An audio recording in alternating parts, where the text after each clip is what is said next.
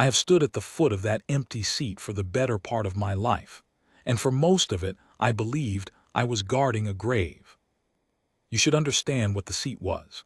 In the hall of the kept seat, on the high dais where the light came down through the bronze lattice of the windows in long honeyed bars, there were two chairs. One was the throne of the ormny old worked metal gone soft at the arms from 300 years of one ruler's hands. The other was smaller, plainer, set a half stride to the right and lower, as a shield seat is set below a sovereign's. That second chair had never held a body in all my years. It had held only dust, which I was forbidden to clear, and a single band of iron laid across its arms, and the weight of a promise that everyone in the hold but the Empress had long since decided was a lie. I was first shield. It was my duty to keep that seat empty and ready as if its occupant might walk in before the next watch bell. I kept it the way you keep a thing you no longer believe in, out of love for the one who believes, and out of fear of the day they stop. The Empress Usserin Vale had reigned over the Ormney longer than any name in our records. We are a long-lived people. Her face had not changed in my lifetime, nor in my mother's, who had also worn this collar before me. Her skin was the deep slate blue of deep water threaded faint with the silver vein light all our highborn carry, and her eyes were a steady amber that did not flinch. Her hair had been dark bronze once. Now it went silver at the temples, the only clock her body kept. She was beautiful the way old stone is beautiful. You do not call it lovely, you call it lasting. And the court called her mad. Not to her face in the early years, but 3 centuries is a long time to wait for a promise to come due, and a court is a patient animal. It learns to mock in increments. First, it was a raised brow when the Empress spoke the old words at the vigil of the gate. Then it was a cough behind a hand. Then, in my own time, it became a thing said openly in the lower halls, where the young lords took their wine. That the Empress kept a chair for a dead human and his dead blood, that she had outlived her own mind, that the Ormney were ruled by a woman in mourning for a war no living thing remembered. I want to be honest with you, because this is a story about honesty, and I will not pretend I stood apart from the rot. There were nights late, when the hold was dark and the seat beside the throne caught the cold moonlight and looked exactly like what the Lord said it was, a monument to a grief that had curdled into delusion. On those nights I doubted her. I stood my post, and I doubted the thing my post protected. I am not proud of it. But you cannot understand the size of what happened later, unless you understand how thin my own faith had worn. The covenant was this. Long before my line began, in the years our histories call the Long Dark, the Ormney were nearly ended. I will not weary you with the whole war. It is enough to say that there was a pass below the Korath hold called the Salt Gate, the only way the enemy could bring its engines up onto our plateau, and that the day came when there was no Ormney force left to hold it. We had spent ourselves. The hold was preparing to die with what dignity it could. And a human held the gate. There were humans among us in those years, a scattering, traders and exiles and soldiers for hire from a young, short-lived, stubborn species that had drifted out from its own small world into the dark. One of them, a man whose name the records give only as Rays, stood in the Salt Gate with a handful of others and held it through the night and the day and the night again, against everything the Long Dark sent up that road, until the Ormney who had fled could turn and come back and finish what he had started. He did not survive it. None of his handful survived it. But the road was held, and the Ormney lived, and the Long Dark broke against the wall those humans made of themselves. The Empress, young then, by our reckoning, but already crowned, went down into the Salt Gate when it was over. She found Rays where he had fallen, and she did a thing no Ormney sovereign had ever done for a foreigner, a thing the court has spent 300 years trying to undo. She made him a vow. She vowed that the Ormney would never again sit a full council while his blood stood outside the door. She vowed that there would be a seat at the right hand of the throne kept always for his line, not as a servant's place, not as a guest's, but as a shield's, the highest trust we have. and she vowed that when the Ormney again came to the edge of ending, one of Ray's blood would return and keep that seat, and the oath of the kept seat would be spoken again, call and answer, as it had been spoken between her and the dying man in the gate. She took the iron band from his hand, a plain soldier's ring, hand-cut, notched where it had stopped a blade, and she laid it across the arms of the empty chair, and she said the words of the call, and she let the silence stand for the answer because the only mouth that could answer was cold. That was the covenant, and that is the part the court could mock, because 300 years is longer than the whole recorded life of the human species' presence among us, and Ray's blood had scattered, gone back to the dark, dwindled to rumor. No one came. Generation after generation the seat stayed empty. The vigil of the gate was kept, and the Empress spoke the call into the quiet, and the quiet answered her, and the lords smiled at their wine. By my time, Chancellor Vorn Odessi had decided to end it. Vorn was not a cruel man exactly. I have thought about him a great deal since, and I have decided that cruelty would have been easier to forgive. Vorn was a reasonable man, and he believed his reason was kindness.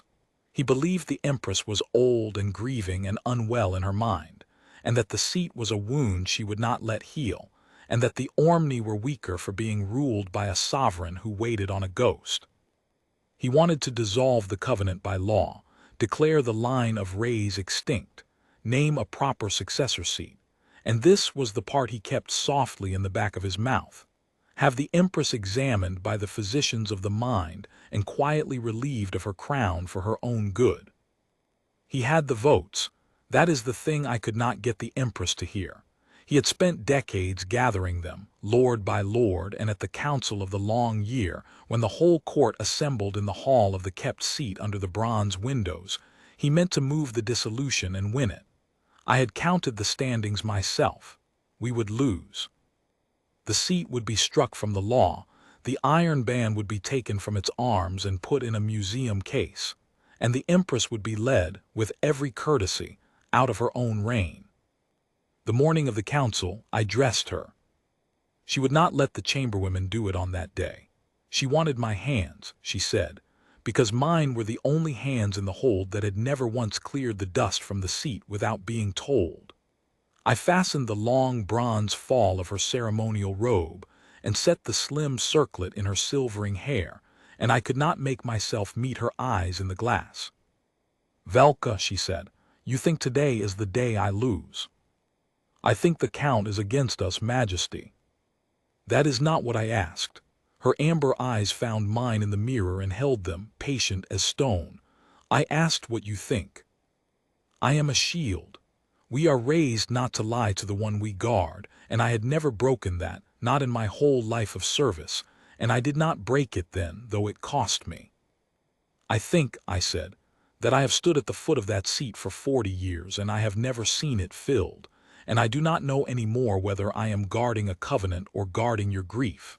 And I think that if it is your grief, Majesty, then it is the only thing in the world I would die to guard, and it has been my honor. But I do not think anyone is coming. I have not thought so for a long time. Forgive me." She was quiet for a long moment. I waited for the cold to come into her face, the way it came when a lord pushed her too far. It did not come. Something gentler came, which was worse. "My poor Velka," she said, "you have been keeping faith for me because I asked you to, and not because you have any of your own, all these years."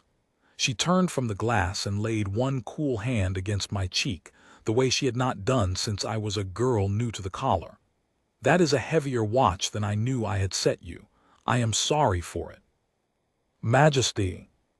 "He is coming," she said, "not because the histories say so, not because I am right and the council is wrong.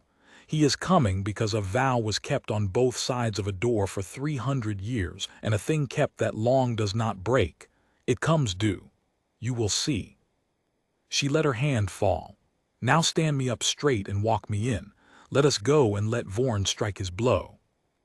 And we went down into the hall. I have walked that hall 10,000 times, but on that morning it felt like walking into a sealed room. Every lord of the Ormney was there. ranked along the bronze galleries, and the light came down through the high lattice in those long honeyed bars and pooled on the dais, on the worn throne and the empty seat beside it with its band of iron and its forbidden dust.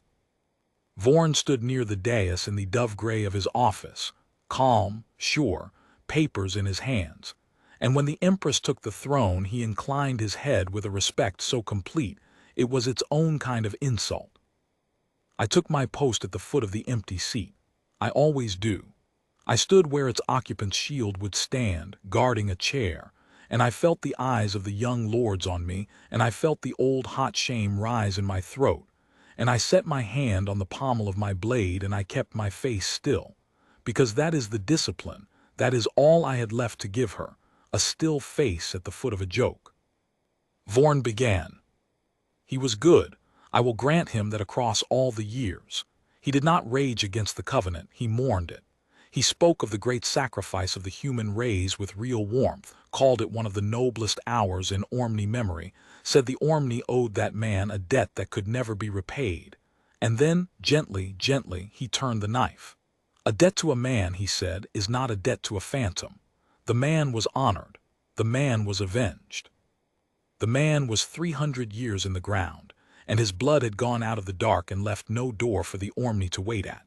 To keep an empty seat at the right hand of the throne for a line that no longer existed was not honor. It was a wound the Ormney reopened every long year. It was, he said, and here he lowered his voice, and let the word land soft as a coin in water, a kindness no longer to anyone, least of all to the sovereign who carried it. He did not say mad. He let the galleries say it for him in the small sounds they made. He read the motion of dissolution. He moved that the line of rays be declared extinct in law, that the kept seat be struck and its iron interred with honor in the hall of memory, and that the Empress, in her wisdom and her long service, be. He chose the next words like a man stepping across ice, relieved of the daily weight of rule, and given the rest she had earned. There it was, out in the light at last. He turned to the Empress and asked, with that terrible courtesy, whether she wished to answer before the council voted. She did not rise. She sat very straight on the worn throne, her hands still on the soft-worn arms, and she looked out over the whole assembled court of the Ormney, the lords who had mocked her, the chancellor who pitied her, the long galleries of faces waiting to see the old story end at last, and she said, in a voice without heat, without pleading, clear enough to carry to the highest bench, I keep the seat because the seat is owed, not to a memory, to a man and to the man who comes after him. The Ormney do not break a debt because the creditor is slow to call it in. She let that sit. Then, with the smallest movement of her head toward the empty chair beside her, toward me at its foot, the vigil call has been spoken at this council for 300 years, and the silence has answered it, and you have all agreed among yourselves what the silence means. Very well. Strike your seat if you have the votes, but you will let me speak the call one last time before you do. That much is law, and not even a chancellor has found a way to vote it down. Vorn bowed his assent. He could afford to. It cost him nothing. The call had gone unanswered for 300 years, and one more silence would only seal his case. I saw it in his face. He thought she was choosing her own monument, that the last empty silence would be the gentlest possible proof that the seat was a grave. The Empress rose. She came to the front of the dais and the light fell full on her, slate blue and silver, and she set her hand for a moment on the back of the empty chair, on the cold iron band, and then she lifted her head and spoke the words of the call. I had heard them 1,000 times. They are old words, older than my line, in the war tongue the Ormney no longer use except in this one place, and they mean, roughly, for the tongue does not cross cleanly, who holds the gate while the hold sleeps. Who stands the watch I cannot stand. She spoke them into the great bright silence of the hall, and the silence took them, the way it always had. And then the silence answered. The doors at the far end of the hall, the wide bronze doors that open onto the long approach, had been shut, as they are shut for council. They opened now. Not flung. Opened slowly, the way a man opens a door when he is tired and has come a long way and means to come in regardless of what waits on the other side.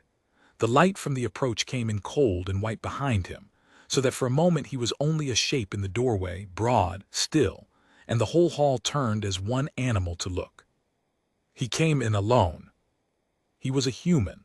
There was no mistaking it, the short stature of them, the quick mortal frame, the way the years sit heavier and faster on their faces than on ours.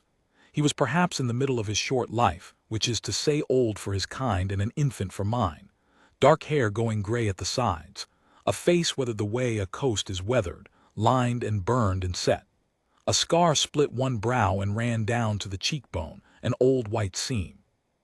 He wore no finery, a traveler's coat, road-stained, and under it the plain dark clothes of a soldier who has long since stopped soldiering for any flag. He walked with the slight roll of a man who has carried a pack across more ground than he can name. He was not glamorous. He was not a hero out of a tapestry. He was a tired man who had walked a long way to keep an appointment. And he answered the call. He spoke the words of the response. I cannot tell you what that did to the hall because I cannot fully tell you what it did to me. The response to the vigil call was never written. Hear me, that is the whole hinge of it. The call, the Empress's part, is in the histories. Any lord could have learned it. But the answer was given mouth to mouth, the dying man to the living Empress in the gate, and from her never to anyone, and from his blood never to any record, because that was the shape of the covenant. The call kept by the throne, the answer kept by the line, and no forger able to bridge them because the bridge was carried only in the living memory of Ray's blood. 300 years of his children whispering it to their children across the dark, against the day, on a world the Ormney did not know existed. He spoke it, every word, in the old war tongue, in an accent his mouth had clearly been shaped to since childhood, rough where the Empress's was smooth, but every word true. I know the words. I have stood at the foot of the silence that should have held them my whole life. He did not stumble. He said, and the tongue does not cross cleanly, but I will give it to you as near as I can. I hold the gate. Sleep and trust the watch. While my blood lasts, the hold does not fall alone. The hall did not roar. I had imagined, on the rare nights I let myself imagine the seat filled, that it would come with trumpets, with a rising shout. It came with the opposite. It came with a silence so total that I could hear the bronze lattice of the windows ticking as the morning warmed it. 500 lords of the Ormney, and not one of them breathing loud enough to hear. The Empress had not moved. She stood at the front of the dais with her hands still on the back of the empty chair, and I watched the thing happen on her face that the Bible of my own faith had never prepared me for. She had spoken the call for 300 years into a silence she had chosen to keep believing in, alone against everyone, including, I now understood, against the slow erosion of her own certainty. For no one keeps a faith that long without it costing them doubt. She had only never let me see hers. And now the answer had come. I watched the long-held grief in her face crack, and under it was not triumph. Under it was disbelief. Her amber eyes went wide and wet, and her hand on the chair back trembled just once, and she pressed her lips together hard the way you do when you will not let a thing out of you in front of others. She had waited 3 centuries for this, and it still struck her like a blow she had not braced for. That is what hope does when you have nursed it past all reason. It does not arrive gently. Vorn moved fast. Credit him that too. He was not a man to stand stunned. He stepped forward into the silence and lifted his voice, and it shook only a little. A man who has learned a phrase, he said. Majesty, counselors, let us not lose our heads. The words of the answer were given mouth to mouth, yes, and mouths can be bought, and old soldiers' tales travel further than we like to think. A clever man told the shape of our covenant, could learn a line and a ring and walk into a council and call himself the heir of a legend. We are an old and trusting people. We must not let 300 years of longing make fools of us in an afternoon. He turned to the human, and his courtesy came back over him like a cloak. Stranger, you speak the answer well, but the covenant is not a phrase. It is a bloodline. The seat carries a token, the iron band of the first rays, laid there by the Empress's own hand. If you are what you claim, you will carry its mate. Every soldier's ring was cut in pairs in those years. The man in the gate gave one to the Empress and kept one for his blood. Show us the ring, and show us it is no forgery, and we will speak no more of fools. It was a good trap. I saw the whole shape of it at once, and the cold went down my spine. Because Vorn had a ring. I could see it in his other hand, half concealed. He had come prepared with a forgery, a cut band of old iron ready. If the human had no ring, the human was an impostor with a learned phrase. And if the human produced a ring, Vorn would produce his own, hold them up side by side, and let the doubt do its work. Two rings, who can say which is true, who can say either is. A clever man can forge iron as easily as words. Either way the seat could be struck. The token was the part of the covenant a forger could reach, and Vorn had reached it first, precisely to poison it. The human looked at Vorn for a long moment. He had a way of looking at a man that I came to know well, later, unhurried, complete, taking the whole of you in and setting it down again, asking nothing. Then he reached into his road-stained coat and brought out a ring. It was iron. It was hand-cut. It was notched on one side deep, where it had stopped a blade. It was the twin of the band that had lain on the empty seat for 300 years. I had dusted around that band, never it, around it 10,000 times, and I knew its every mark, and the ring in the human's scarred fingers was its other half down to the notch. Vorn's hand came up with his forgery. As I feared, he began, 2 rings, counselors. And the human did the thing that ended it. The thing I have told at every fire since, and will tell until my own long life is done. He did not argue about the rings. He did not raise his voice over Vorn's, did not demand a test of the iron, did not call the chancellor a liar. He looked at the 2 bands of iron, his and the forged one, and something almost like sorrow crossed his weathered face, as if the whole question were beneath the day. And then he turned away from Vorn entirely, and walked the length of the hall to the foot of the dais, and stood below the Empress, and held out his ring, not to the council to be judged. To her palm up, offered back. Majesty, he said. His voice in our common tongue was low and rough and tired and certain. My family has carried this ring for 300 years. We carried it across the dark to a world your people never named. We carried it through hunger and through war and through years when there was no reason left to carry it, but that a man once gave his word in a gate, and we are his blood and we do not break it. I was raised on the call, and the answer the way other children are raised on lullabies. My father taught me the words in the response before I could read, and his father taught him, all the way back to the man who died in your salt gate, because keeping that vow was the whole inheritance we had left. He paused and looked up at her, and the hall hung on the silence. I did not come to claim a throne, he said. I do not want the seat for what it would make me. The chancellor is right that a clever man could learn a phrase and forge a ring to take a high place in your court. And that is exactly why I will not let the ring settle this, because a ring proves nothing but iron, and I will not have my father's faith decided by a thing a liar could copy. So I will not ask you to believe me because of the ring. I am giving you the ring. He turned his open hand so the iron caught the light. 300 years it was ours to keep. It is yours again.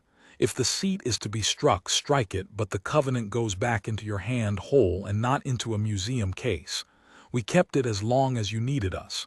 That was all it ever was, not a claim, a watch. And he laid the ring in the Empress's palm. I have served a long time, and I have learned that the strongest thing a person can do is the thing that asks for nothing. The whole hall had braced for a man fighting to take a throne. What it got was a man laying down the one thing that would have won him the throne, because winning it was never the point. The seat was never a prize his line had been waiting 300 years to collect. It was a duty they had been waiting 300 years to discharge. He had come to keep the vow, not to cash it. That was the moment the hall understood what it had been mocking. I felt it move through the galleries like a change in the weather. A man with a learned phrase and a forged ring fights to be believed. He grasps, he insists, he wants. This man had stood in front of the council that could unmake him with a single vote, and he had given away his proof and asked for nothing but to be allowed to have kept faith. No impostor does that. No fortune hunter walks across the dark for 3 centuries of his blood to lay the prize in someone else's hand. The lords had built their whole comfortable mockery on the certainty that no short-lived, scattered, mortal human line could hold a vow that long, that the very idea was the Empress's grief talking. And here was the proof of it standing in the honeyed light with an empty hand, having just proven it by giving the proof away. The Empress closed her fingers around the ring. She came down off the dais. I had never in my life seen her come down off the dais to meet anyone. The Ormney throne does not descend. She came down the 3 worn steps slowly, and she stood in front of the human, and she was taller than he was, as all our highborn are taller than humans, and she looked down into his weathered, upturned face for a long moment with the wet, bright disbelief still in her eyes. 300 years, she said, very low, almost only to him. I spoke the call into the dark every long year, and I told them all I knew you would come, and there were so many years when I did not know it. When I said it the way a person says a prayer, they have stopped believing, only because stopping would be worse. Her voice caught. She let it. The Empress of the Ormney let her voice catch in front of her whole court, and not one lord dared make a sound. I am not a fool, soldier. I knew what they said of me. There were nights I thought they might be right. And still I kept the seat, because if I cleared it, then he died in the gate for a people who could not keep faith for 300 years, and I would not let that be true. I would rather have been mad than have that be true. It isn't true, the human said. We kept faith too, from the other side of the door. I know that now. She lifted the ring in her closed hand a little. The way you lift a thing you cannot believe is in your hand. You kept the harder watch. I had a throne and a hall and a shield. And here, may I be forgiven, her amber eyes went for half a breath to me at the foot of the empty seat, and I felt 40 years of standing in shame turn over into something I have no clean word for. And you had nothing but the words and the iron and your father's telling you to hold a gate on a world that did not know your name. I waited in comfort. You waited in the cold. Vorn tried one last time. I will give him that he tried, because a reasonable man does not surrender his reason easily. Majesty, he said, and his voice had lost its silk, this is moving but the council. Chancellor, she did not raise her voice. She did not turn fully to him. You have a ring in your hand, iron, cut to match. You brought it to this council. It was not a question. The silence around Vorn was absolute now, and I watched the lords nearest him draw back from him by inches, the way the court draws back from a thing it has decided to stop being part of. Eumena hold it up beside his and tell these people that no one could tell true from false, so that you might strike a covenant 300 years kept and call it kindness. You came prepared to forge the very token whose forgery you then accused him of. She finally looked at Vorn. And the cold I had feared all morning came into her face at last, but not for the human, for him. You did not believe the seat could be filled, Chancellor, so you forged a key for a door you were certain would never open, and it opened. Vorn's hand, with its iron in it, sank slowly to his side. I do not strike the seat, the Empress said, and now she did lift her voice, and it filled the hall to the high bronze lattice. The covenant stands. The line of rays is not extinct in law or in any other way.